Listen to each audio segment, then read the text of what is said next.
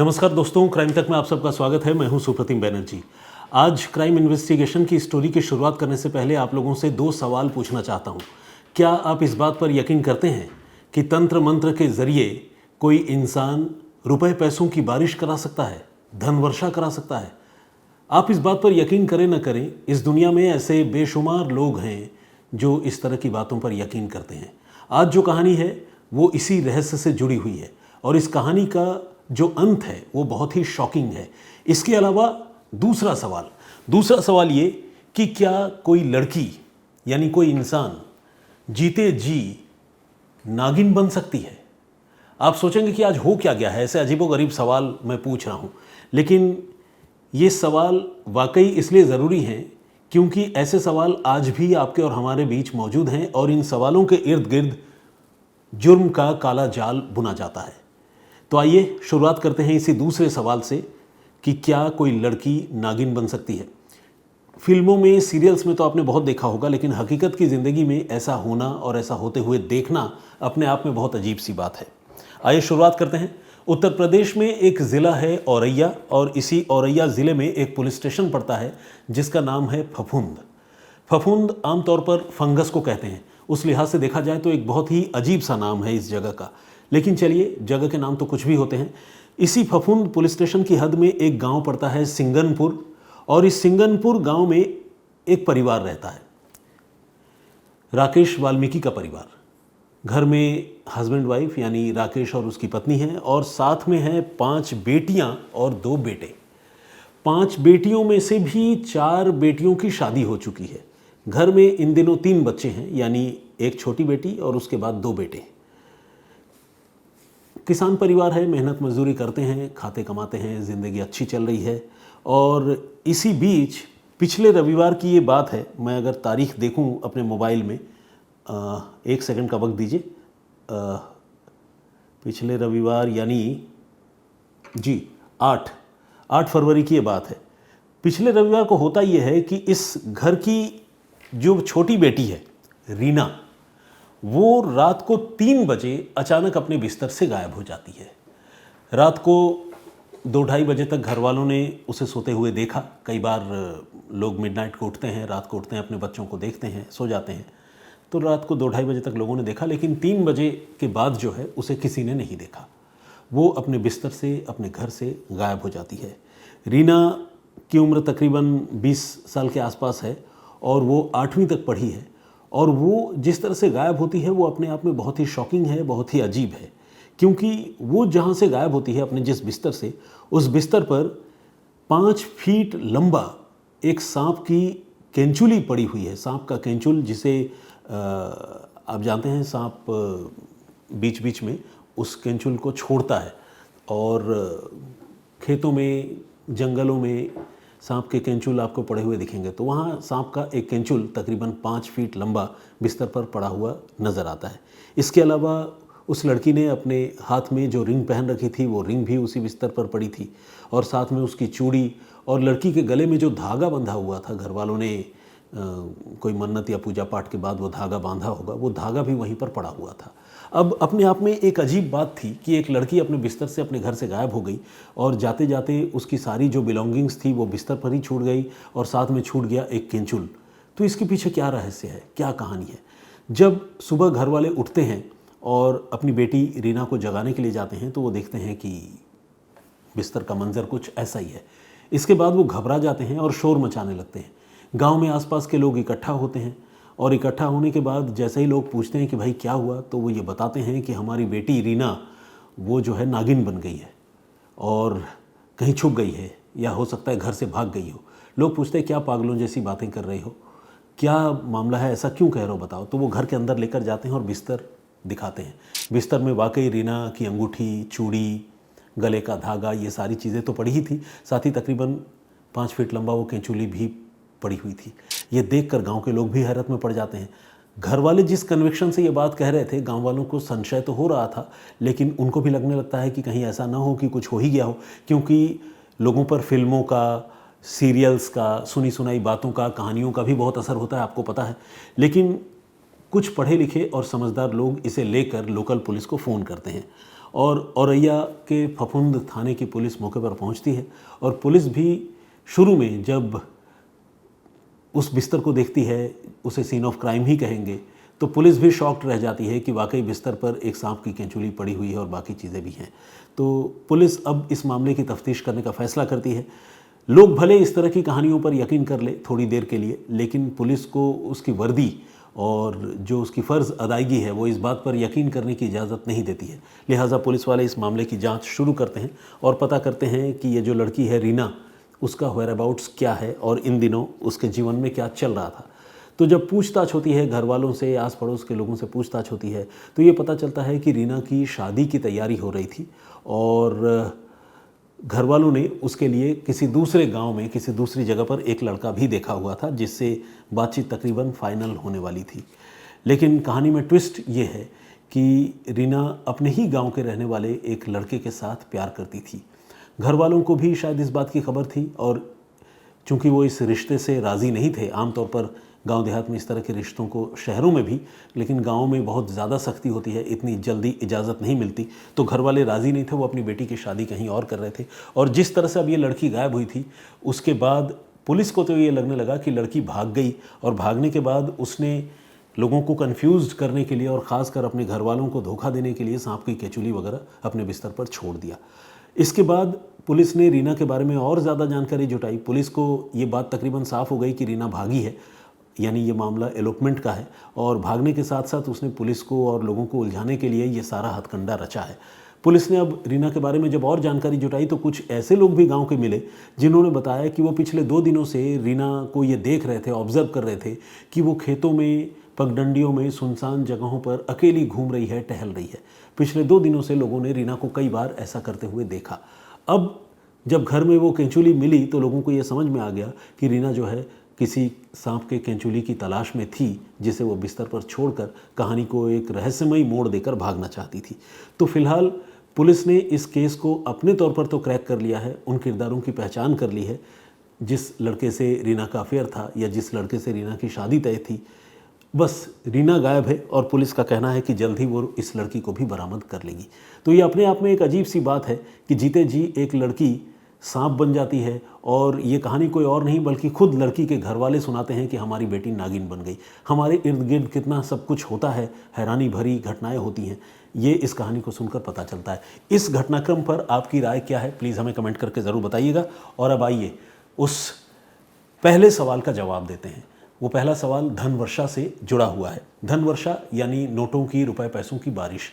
क्या तंत्र मंत्र के सहारे ऐसा कराया जा सकता है? ये सवाल जब कोई पूछे तो जाहिर है कुछ देर के लिए इंसान सोच में पड़ जाता है। हालांकि लॉजिकली सोचने वाला आदमी फ़ौरन ही इस बात को रिजेक्ट कर देगा, लेकिन कई लोग जो है लॉजिक से परे जो है जाकर भी इस तरह की कहानियों पर यकीन करते हैं। तो होता ये है कि दिल्ली में एक जगह है पीरागढ़ी। ये पीरागढ़ी आउटर डिस्ट्रिक्ट में पड़ता है, बाहरी ज़िले में। यहाँ पर 8 फरवरी की शाम को एक वाइट कलर की कार फ्लाईओवर के पास सड़क के किनारे खड़ी हुई नज़र आती है, लोगों को दिखती है। लोग जब इस कार को काफ़ी देर से सड़क के किनारे खड़ी हालत में देखते हैं तो वो फिर वहाँ पर पहुँचकर थोड़ा ताक झांक करते हैं और जब कार में झांकते हैं तो वो ये देखते हैं कि कार में 3 लोग निढाल पड़े हुए हैं। निढाल मतलब बेसुध या बेहोशी की हालत में।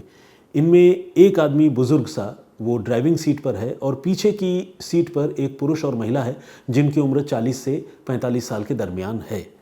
तो लोगों को जब ये चीज़ दिखती है, ये मंज़र दिखता है तो लोगों को शक होता है। लगता है कि 3 लोग एक साथ अगर किसी कार में बीमार हो गए या बेहोश हो गए या शायद उनकी मौत ही हो गई तो जाहिर है मामला नॉर्मल तो नहीं है। लोग फ़ौरन पुलिस को फ़ोन करते हैं और एक कार में 3 लोगों के बेहोश पाए जाने की खबर जब पुलिस को मिलती है तो पुलिस भी आनन फानन में भागती हुई वहाँ पहुँचती है और उसके बाद इन लोगों को पास के ही संजय गांधी अस्पताल में ले जाया जाता है।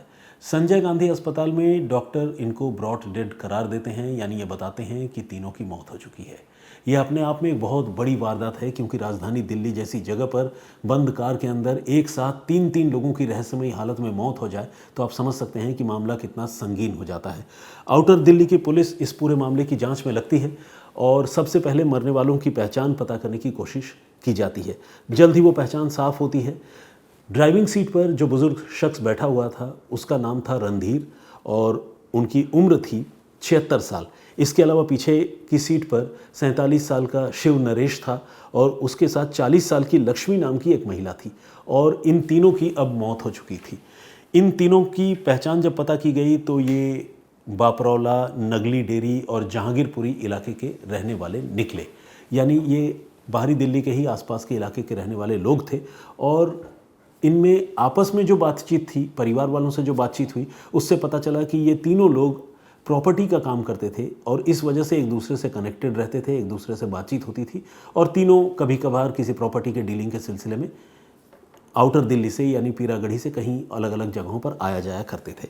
तो शुरू में ये मामला जो है वो सुसाइड का लगा और पुलिस ने जब घर वालों को इसकी जानकारी दी तो घर वालों ने सीन ऑफ क्राइम को देखने समझने के बाद और पूरे सीक्वेंस की जानकारी लेने के बाद घर वालों ने कहा कि नहीं, ये मामला सुसाइड का नहीं है। उन्हें पूरा यकीन है कि किसी ने साजिशन इन्हें कोई जहरीली चीज़ खिला दी है जिसकी वजह से तीनों लोगों की इस तरह से कार के अंदर मौत हुई है। सुसाइड लोग कह तो रहे थे और पुलिस किसी भी नतीजे पर पहुंचने से पहले इन्वेस्टिगेशन तो करना पुलिस का फ़र्ज़ था, तो पुलिस ने तीनों शवों को पोस्टमार्टम के लिए भिजवाया, विसरा भी प्रिजर्व करवाए जांच के लिए। और पुलिस को भी लगने लगा कि इस मामले में पॉइजनिंग का मामला यानी जहर देकर किसी की हत्या किए जाने का मामला हो सकता है। तो पुलिस ने इस मामले की जांच शुरू की और जांच के लिए टेक्निकल इन्वेस्टिगेशन का सहारा लिया। ये जो 3 लोग जिनकी मौत हुई थी, जो कार में मिले थे, उनके मोबाइल फ़ोन के साथ कार में ही शराब की बोतलें, ग्लास वगैरह जैसी चीज़ें भी रखी थी। उनके आधार कार्ड और दूसरे बिलोंगिंग्स भी थे। लेकिन पुलिस के लिए सबसे ज़रूरी था मोबाइल फ़ोन और उसका नंबर। पुलिस ने CDR निकलवाई उन नंबरों के और इसके अलावा ये लोग जो पीरागढ़ी के रहने वाले थे, इस कार को पुलिस ने बैक ट्रैक करना शुरू किया कि ये कार कहाँ गई थी और कहाँ से वापस पीरागढ़ी की तरफ वापस आई। तो पुलिस ने अलग अलग CCTV कैमरों पर जब इस कार को फॉलो करना शुरू किया तो पुलिस ने देखा कि इस कार में ड्राइविंग सीट के बगल में एक और आदमी काफ़ी दूर तक दिल्ली की अलग अलग सड़कों से गुजरती इस कार में बैठा हुआ दिख रहा है। लेकिन वो आदमी कौन है ये पुलिस को पता नहीं चल रहा था। इस बीच पुलिस ने जो CDR निकलवाई उसमें एक नंबर से इन लोगों की लगातार बातचीत होने की भी पुष्टि हुई और वो नंबर लगातार उस कार में ट्रैवल भी कर रही थी, यानी इन लोगों के साथ अगर कोई चौथा शख्स था तो वो वही आदमी था जो कार की CCTV कार में जो बैठा हुआ था CCTV कैमरे में नज़र आ रहा था। अब इस आदमी का मोबाइल नंबर जब पुलिस को मिला CDR से तो इसकी पहचान भी साफ हुई। इस आदमी का नाम है कमरुद्दीन। कमरुद्दीन मूल रूप से उत्तर प्रदेश के फिरोज़ाबाद का रहने वाला है और इन दिनों वो उत्तर प्रदेश के ही लोनी में रहता है। लोनी आपको पता है गाज़ियाबाद के बिल्कुल पास में है और कमरुद्दीन पेशे से एक तांत्रिक है, यानी काले इल्म या काले जादू का माहिर।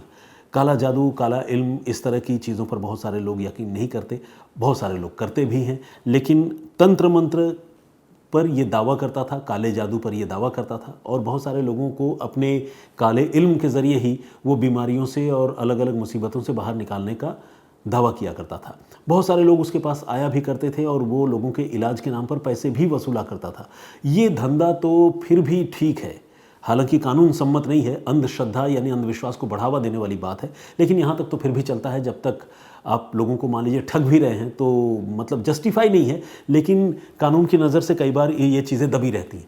लेकिन अगर आप किसी की जान ले लें तो मामला बहुत ख़तरनाक हो जाता है। तो पुलिस जब इस मामले की जांच करने लगी, कमरुद्दीन का जब पता चला तो पुलिस ने कमरुद्दीन को ट्रैक किया, उसे पकड़ लिया, गिरफ्तार किया और उससे सख्ती से पूछताछ की। सख्ती से पूछताछ करने पर उसने जो कहानी सुनाई वो रोंगटे खड़े करने वाली कहानी थी। उसने ये बताया कि उसने लक्ष्मी को ये कहा था कि अगर वो 2 लाख रुपयों का इंतज़ाम करके लेकर आ जाए तो उस 2 लाख रुपए से कम 2 करोड़ रुपए वो धनवर्षा के सहारे बना सकता है और रातों रात उनकी किस्मत पलट सकती है। लक्ष्मी प्रॉपर्टी डीलिंग के सिलसिले में रणधीर और शिव नरेश से मिलती थी। लक्ष्मी जो है अपने पति के इलाज के सिलसिले में कुछ महीने पहले इस कमरुद्दीन के संपर्क में आई थी। इसके बाद से वो कमरुद्दीन के टच में थी और कमरुद्दीन लगातार लक्ष्मी को झांसे में ले रहा था और धनवर्षा कराने की बात कह रहा था। इसी लालच में आकर एक बार जब लक्ष्मी और बाकी लोग उसके पास गए तो उसने एक काले रंग के शॉल के अंदर से बहुत सारे नोट निकलवाए हाथ की सफाई के ज़रिए और धनवर्षा का ड्रामा किया। ये देखकर रणधीर और शिव नरेश ये भी हैरत में पड़ गए। लक्ष्मी तो पहले ही बहुत ज़्यादा प्रभावित थी। फिर इन लोगों ने तय किया कि वो 2 लाख रुपए का इंतज़ाम करके कमरुद्दीन के पास आएंगे और इसी प्लानिंग के तहत ये लोग 2 लाख रुपए लेकर 8 फरवरी को सुबह सुबह पीरागढ़ी से चले और चल कर गए बिल्कुल दिल्ली के दूसरी एंड के भी आगे बाहर उत्तर प्रदेश के लोनी में और वहाँ जाकर कमरुद्दीन से मिले। कमरुद्दीन ने वहाँ काले जादू का ड्रामा किया, कुछ पूजा पाठ की बात कही और कहा कि बहुत जल्दी धनवर्षा होगा, तरह तरह की कहानियाँ सुनाई और इनको वापस पीरागढ़ी छोड़ने के लिए वो गाड़ी से निकल पड़ा। बीच रास्ते में ऐसा समझा जाता है कि उसने कुछ जहरीले लड्डू अपने साथ वो बना कर ले आया था। तंत्र मंत्र के नाम पर और पूजा पाठ के नाम पर उसने ये लड्डू का तथाकथित प्रसाद इन 3 लोगों को खाने के लिए दिया। इतना शातिर कि खुद उसने कुछ नहीं खाया और इन तीनों के खाते ही लड्डू खाते इनकी तबीयत धीरे धीरे ख़राब होने लगी, बिगड़ने लगी। जब तबीयत ज़्यादा ख़राब हो गई तो वो जो तांत्रिक है कमरुद्दीन, उसने इन तीनों को गाड़ी पीरागढ़ी फ्लाईओवर के नीचे लगाने के लिए कहा। वहाँ तीनों ने गाड़ी लगाई। अब धीरे धीरे उनके हाथ पैर भी सुन्न हो रहे थे, इतना ख़तरनाक जहर था। और ये कमरुद्दीन गाड़ी से उतरा और फरार हो गया। उसे लग रहा था कि वो कभी पकड़ा नहीं जाएगा। उधर कार में इन तीनों की मौत हो गई। पता चला कि कमरुद्दीन ने उनके रुपए पैसे लूट लिए थे। तो ये थी मोडस ऑपरेंडी, जिसमें धनवर्षा कराने के नाम पर एक तांत्रिक ने 3 लोगों की हत्या कर दी, ट्रिपल मर्डर किया और इसके बाद लूटपाट करके वो फरार हो गया। इस पूरे घटनाक्रम पर आप क्या सोचते हैं? रणधीर, शिव नरेश और लक्ष्मी के थॉट प्रोसेस पर आपका क्या कहना है? प्लीज़ हमें कमेंट करके ज़रूर बताइएगा। जो प्रीवियस स्टोरी मैंने आप लोगों को सुनाई थी उसमें हमने आपको बताया था कि किस तरह से एक न्यूज़ एंकर का कत्ल किया कातिल ने, और कत्ल करने के बाद उसने लाश को गाने भी सुनाए। उस पर बहुत सारे लोगों ने कमेंट किया है। आइए कुछ लोगों के कमेंट्स पढ़ते हैं। प्रिंसी राजपूत ने कमेंट किया है, बहुत बहुत स्वागत आपका। जगदीश चांडेगड़ा जी, आज हालांकि थोड़ी वक्त की कमी है, स्टूडियो में बैक टू बैक रिकॉर्डिंग्स और लाइव शोज़ होने हैं, तो दीपक और वर्णिता जो है बाहर इंतज़ार कर रहे हैं, तो मैं बहुत ज़्यादा कमेंट्स तो नहीं पढ़ूंगा लेकिन लोगों के नाम ज़रूर पढ़ना चाहता हूँ। ऋषभ मिश्रा ने कमेंट किया है, स्वागत आपका। प्रोमिला ठाकुर जी का कमेंट है। एडवोकेट तनिषा त्यागी ने भी कमेंट किया, बहुत बहुत स्वागत आपका।